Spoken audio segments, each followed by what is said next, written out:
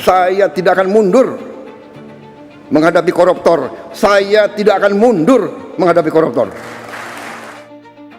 Pernyataan itu meluncur dari mulut Prabowo saat ia berpidato di kantor Kemendikdasmen, Jakarta pada hari Kamis 13 Maret 2025. Baru seumur jagung menjabat sebagai kepala negara, Prabowo sudah harus berhadapan dengan peliknya persoalan bangsa, terutama warisan kebusukan yang sudah sejak lama bersarang di dalam sistem. Salah satu tantangan paling berat yang kini ada di pundaknya adalah menumpas praktik korupsi hingga benar-benar bersih sampai ke akar terdalamnya. Bukan misi yang mudah, tentu saja. Tapi sejauh ini, Prabowo berhasil membuktikan bahwa janjinya bukan sekadar ucapan kosong. Kesadaran Prabowo bahwa korupsi telah menjalar hingga ke setiap sudut kehidupan berbangsa membuatnya tak tinggal diam. Ia langsung tancap gas mengoptimalkan peran semua lembaga yang memiliki kewenangan dalam pemberantasan korupsi. Salah satu contohnya bisa kita lihat dari kasus terbaru yang mencuat ke permukaan. Tak hanya KPK dan Kejaksaan yang bergerak, Korps Pemberantas Tindak Pidana Korupsi Polri atau yang dikenal sebagai Kortas Tipikor juga mulai menunjukkan taringnya. Belum lama ini mereka berhasil mengendus dugaan korupsi besar yang melibatkan PT Perusahaan Listrik Negara atau PLN. Kasus ini kini sudah memasuki tahap penyelidikan. Awalnya tim Kortas Tipikor menemukan sebuah proyek pembangunan pembangkit listrik tenaga uap 1 di Kalimantan Barat yang terbengkalai dan tak kunjung bisa dimanfaatkan. Dari hasil penelusuran, diketahui bahwa proses lelang proyek tersebut syarat kejanggalan. Penetapan konsorsium KSO BRN sebagai pelaksana proyek ternyata tak memenuhi syarat, baik itu dari sisi prakualifikasi, kelengkapan, administrasi hingga evaluasi teknis. Penunjukan perusahaan yang tak layak inilah yang akhirnya menjadi pangkal masalah. Proyek kemudian dialihkan ke kedua perusahaan energi asal Tiongkok, yakni PT PI dan QJ BSI. Namun hasilnya tetap buntu. Proyek ini resmi mangkrak pada tahun 2016. Akibat dari kegagalan ini, negara atau yang lebih tepatnya rakyat diperkirakan menanggung kerugian hingga 1,2 triliun rupiah. Belakangan ini, publik dikejutkan oleh munculnya informasi baru yang cukup mengguncang. Komitmen Prabowo dalam memberantas korupsi yang kerap ia suarakan di berbagai pidato, ternyata mulai direspon serius oleh lembaga penegak hukum, termasuk Kejaksaan Indonesia. Dengan semangat anti korupsi yang digaungkan pemerintahan baru, Kejaksaan pun bergerak cepat. Salah satu temuan penting mereka muncul dari Kementerian Komunikasi dan Digital yang sebelumnya dikenal sebagai Kominfo. Kejaksaan Negeri Jakarta Pusat menduga kuat telah terjadi tindak korupsi di kementerian ini dengan potensi kerugian negara mencapai 958 miliar rupiah. Akar persoalan ini sebenarnya mulai tercium sejak 2020 ketika dugaan praktik pengkondisian dilakukan demi memenangkan PT Aplikanusa Lintasarta dalam tender proyek pengadaan barang dan jasa PDNS. Selama 5 tahun berturut-turut, proyek PDNS selalu dimenangkan oleh perusahaan yang sama. Sejumlah aktor di Komdigi diduga mengatur skema tender agar PT AL terus keluar sebagai pemenang. Sayangnya, anggaran yang semestinya digunakan untuk membangun sistem keamanan data justru tak dimanfaatkan sebagaimana mestinya. Dampaknya serius, ratusan miliar rupiah mengalir ke perusahaan yang tak kompeten. Hasilnya, pada tahun 2024 lalu, data dari PDNS sempat bocor. Kebocoran ini tentu jadi ancaman besar karena merusak sistem keamanan dan mengorbankan data pribadi milik jutaan warga Indonesia.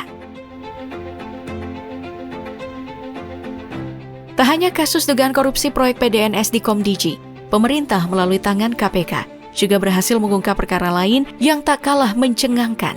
Kali ini, sorotan tertuju pada Bank Pembangunan Daerah Jawa Barat dan Banten atau yang lebih dikenal sebagai Bank BJB.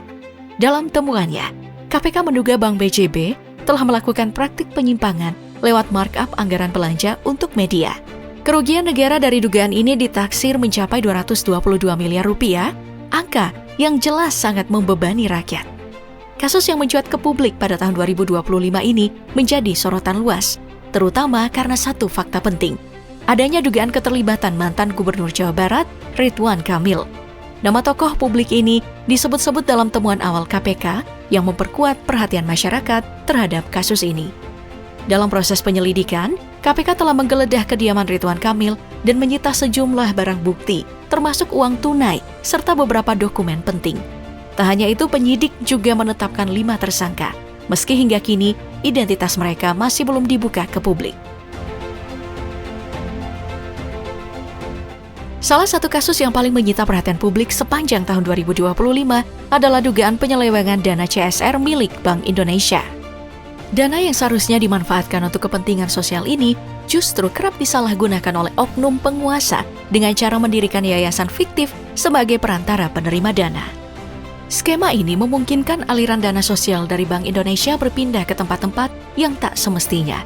Meski penyelidikannya sudah dimulai sejak tahun lalu, kasus ini kembali mencuat setelah KPK menemukan fakta baru yang memperkuat dugaan awal.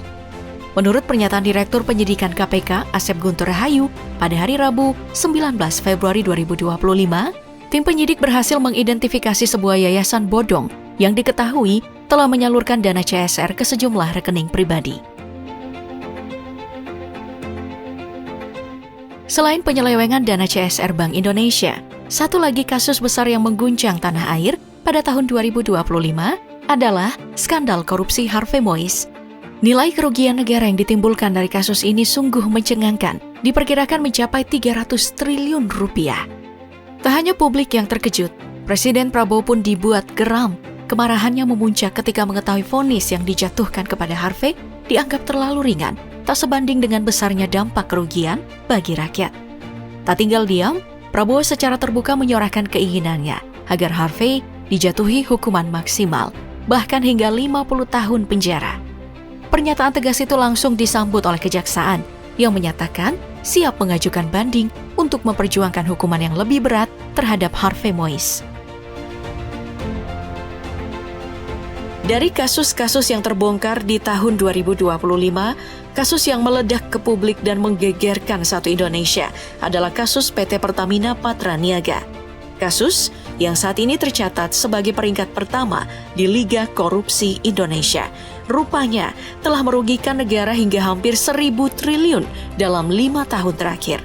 Para petinggi Pertamina yakni Rifa Siahaan, Sani Dinar Saifuddin, Yoki Firnandi, Agus Purwono, Maya Kusmaya, serta Edward Korn telah ditetapkan sebagai sebagian besar aktor dalam kasus yang juga melibatkan pihak swasta.